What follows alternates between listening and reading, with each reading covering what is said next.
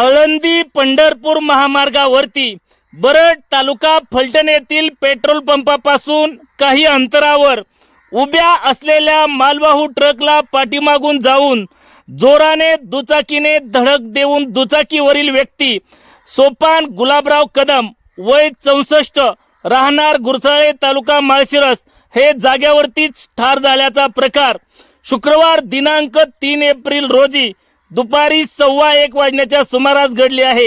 याबाबत फलटण ग्रामीण पोलिसात अकस्मात मयत असा गुन्हा दाखल झाला आहे।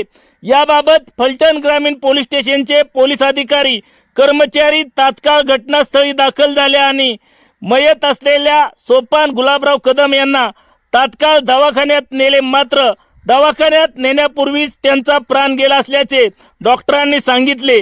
याबाबत फलटण ग्रामीण पोलिसात गुन्हा दाखल झाला असून प्राथमिक तपास महिला पोलीस हवालदार पानसरे या करीत आहेत। याबाबतचा अधिक तपास बरड पोलीस स्टेशनचे बीट अंमलदार अमोल चांगण करीत आहेत।